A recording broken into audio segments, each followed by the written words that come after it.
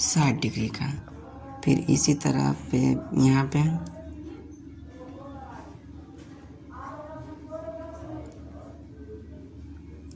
ये हमारा बन गया 60 डिग्री का। अब इंच की सहायता से हम कितना हो इसको रेखा को बढ़ा सकते हैं, अपना मन से कितनों को मिला बढ़ा देते हैं।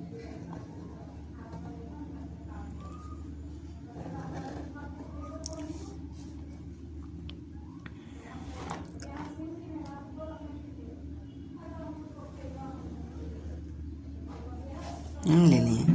और जैसे कि कहे थे कि 5 बार में ऊपर काटना है और 8 बार में नीचे काटना है, तो एक निश्चित चाप को ऐसे रख लेंगे, हिलाना नहीं है। अब हम इसको काटेंगे अच्छा तरीके से। ये एक हो गया, 2 हो गया,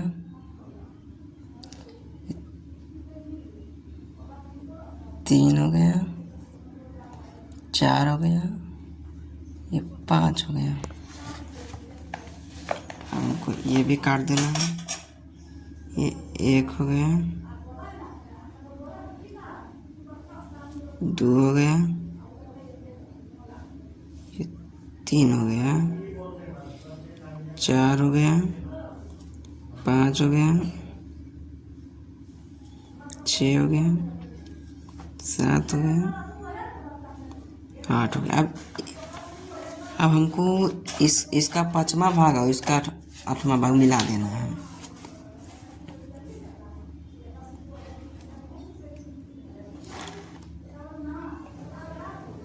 एक बात याद रखिए, चाप को मैंने इतना लिया, आप इतना भी ले सकते हैं। मिल गया। अब कह रहा है कि मापिए, तो हम माप लेंगे।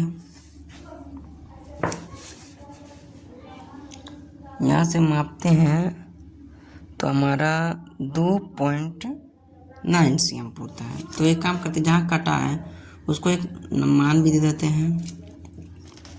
यहाँ मानिए हम डी दे दिए, तब लिख देंगे इसका मान नीचे में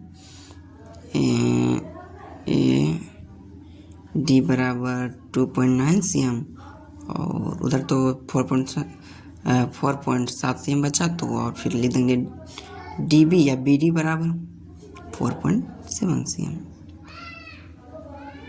ये हमारा आंसर आ गया अभी। और कट भी गया। और रचना के चरण लिखे या ना लिखे आपका नंबर नहीं कटेगा। दूसरे प्रश्न की ओर बढ़ते हैं।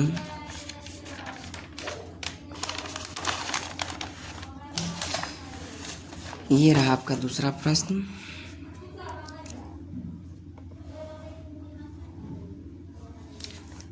इस प्रश्न का था कि 4, 5 और 6 cm भुजाओं वाले एक त्रिभुज की रचना करें और फिर एक समरूप त्रिभुज की रचना करें जिनकी भुजाएं दी गई त्रिभुज के संगत भुजाओं की 2/3 गुनी हो। तो सबसे पहले एक त्रिभुज की रचना करने के लिए करा, तो जो पहले करे वही करना धीरे धीरे।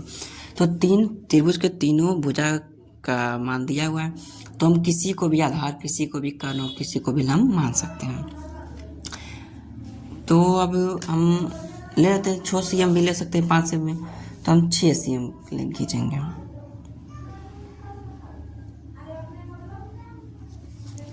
तो